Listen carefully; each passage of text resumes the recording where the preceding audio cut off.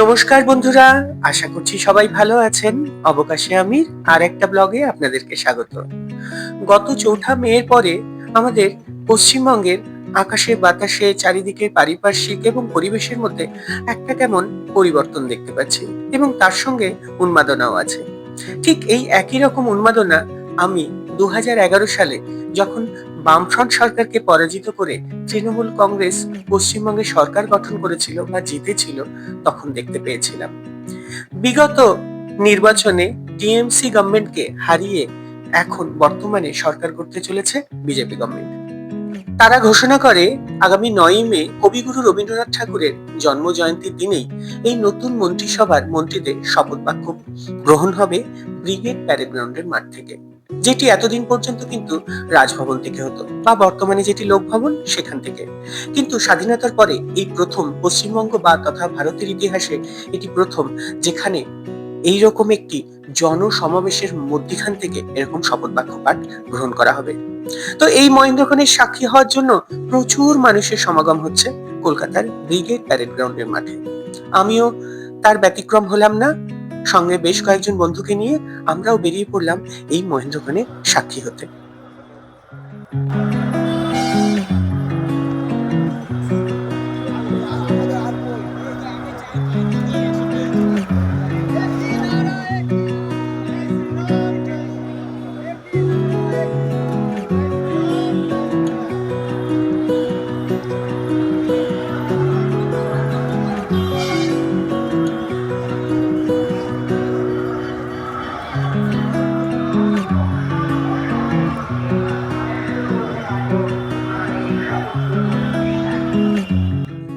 আমরা পশ্চিমবঙ্গবাসী brigade parade ground বলতে যেটা বুঝি সেটা হলো বড় বড় রাজনৈতিক দলের মিটিং, সমাবেশ, জমায়েত, এখান থেকেই অনেক গরম গরম কথা, রাজনৈতিক নানা রকম সিদ্ধান্ত নেওয়া সবকিছুই দেখেছি।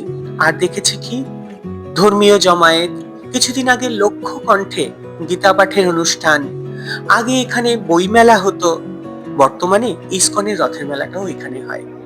কিন্তু আজকে যে মহেন্দ্রক্ষণের সাক্ষী হতে যাচ্ছি সেটা হয়তো পশ্চিমবঙ্গের ইতিহাসে প্রথম কোনো একটি দল যারা জনসমক্ষে মন্ত্রিসভা গঠনের জন্য শপথ বাক্য পাঠ গ্রহণ করতে যাচ্ছে। এটা সত্যি আমাদের কাছে কিন্তু একটা উপরি পাওনা। আর সেই জন্যই দেখুন কি মানুষের ঢল, এই মানুষের আবেগ, এই আবেগ নিয়েই কিন্তু মানুষ সবাই এই মহেন্দ্রক্ষণের সাক্ষী হতে যাচ্ছে।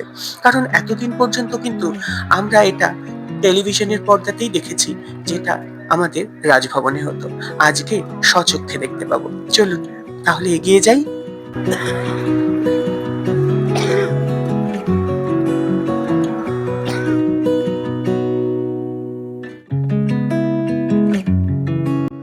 ভিড় অতিক্রম করে গুটি গুটি পায়ে ময়দানে চলে এসেছি।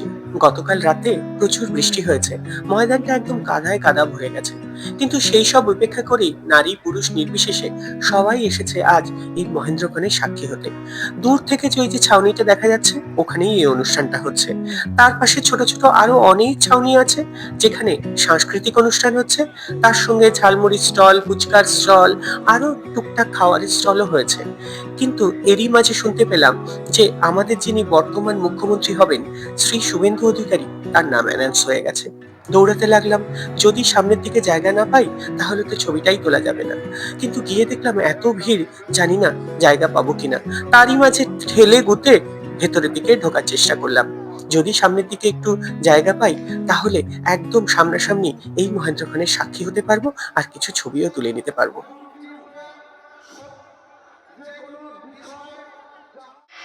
আমি শুভেন্দু অধিকারী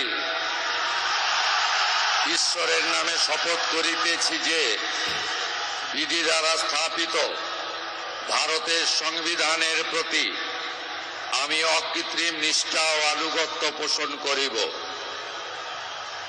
আমি ভারতের সার্বভৌমত্ব ও অখণ্ডতা রক্ষা করিব। পশ্চিমবঙ্গ রাজ্যের মুখ্যমন্ত্রী রূপে আমার কর্তব্যসমূহ নিষ্ঠাপূর্বক এবং বিবেকসম্মতভাবে নির্বাহ করিব এবং ভয় বা পক্ষপাত, প্রীতি বা বিদ্বেষ রহিত হইয়া সকল শ্রেণীর জনগণের প্রতি সংবিধান ও বিধি অনুসারে ন্যায় আচরণ করিব। আমার কিছু ব্যক্তিগত পরিচিত থাকার দরুন স্টেজের বেশ অনেকটাই কাছাকাছি চলে আসতে পারলাম, কিন্তু তবুও স্টেজটা আমি যেখানে ছিলাম সেখান থেকে বেশ দূরে ছিল, কিন্তু সামনে একটা বড় জায়ান্ট স্ক্রিন ছিল, সেখান থেকেই অনুষ্ঠানটা উপভোগ করতে থাকলাম। মুখ্যমন্ত্রীর শপথ বাক্য পাঠ নেওয়া হয়ে গেছে। এরপরে উপমুখ্যমন্ত্রী এবং তার সঙ্গে আরো কিছু পূর্ণমন্ত্রীর শপথ বাক্য পাঠ গ্রহণ হবে।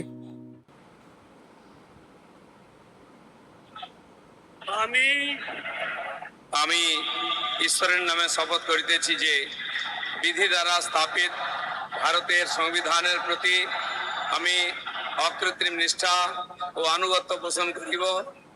আমি ভারতের সার্বভৌমত্ব ও অখণ্ডতা রক্ষা করিব।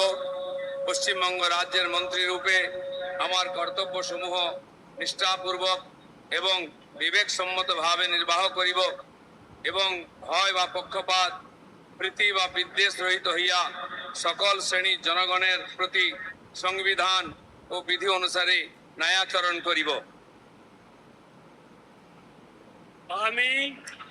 আমি শ্রী দিলীপ কুমার ঘোষ ঈশ্বরের নামে শপথ করিতেছি যে পশ্চিমবঙ্গ রাজ্যের মন্ত্রী রূপে যে কোনো বিষয় যাহা আমার বিবেচনার জন্য আনিত হইবে বা আমি জ্ঞাত হইব, তাহা ওই মন্ত্রী রূপে আমার কর্তব্য সমূহের যথাযথ নির্বাহের জন্য যেরূপ আবশ্যক হইতে পারে তৎ ব্যতি রেখে আমি প্রত্যক্ষ বা পরোক্ষভাবে কোনো ব্যক্তি বা ব্যক্তিগণের নিকট জ্ঞাপন করিব না বা প্রকাশ করিব না।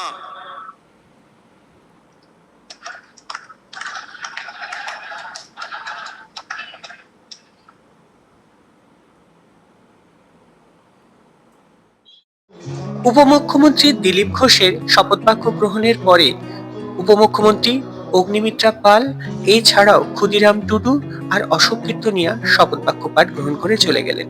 বর্তমানে নিশীথ প্রামাণিক শপথ বাক্য পাঠ গ্রহণ করছেন। প্রীতি বা বিদ্বেষ রহিত হইয়া সকল শ্রেণীর জনগণের প্রতি সংবিধান ও বিধি অনুসারে ন্যায়াচরণ করিব। আমাদের নিশীথ প্রামাণিককে নিয়ে আজকে 6 জন পূর্ণমন্ত্রীর শপথ বাক্য পাঠ গ্রহণ হলো।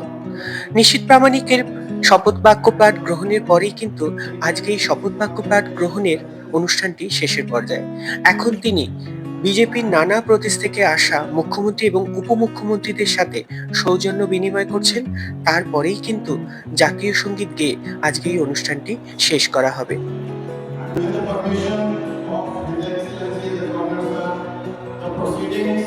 May now be closed.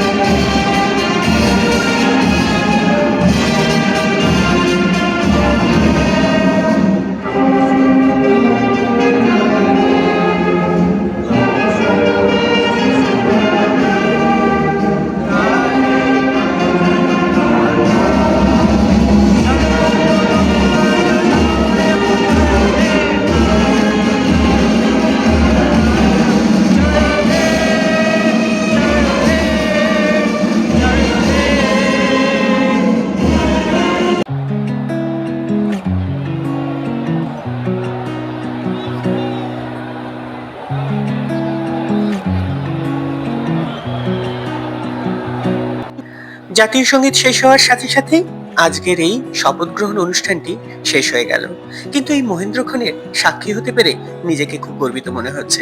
এতদিন যে অনুষ্ঠানটি আমরা টেলিভিশনের পর্দায় দেখতাম বা রেডিও মারফত শুনতাম, সেটি আজকে একদম চর্মচক্ষু মানে নিজের চোখের সামনে দেখতে পেলাম।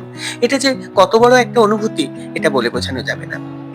আমি আমার ব্লগের একেবারে শেষ প্রান্তে। যদি আপনাদের এই ব্লগ ভালো লাগে তাহলে অবশ্যই একটা লাইক, কমেন্ট, শেয়ার করবেন। আর যারা এখনো আমার চ্যানেল সাবস্ক্রাইব করেননি প্লিজ সাবস্ক্রাইব করে নেবেন। তাহলে পরের ব্লগে আবার দেখা হবে। ভালো থাকবেন।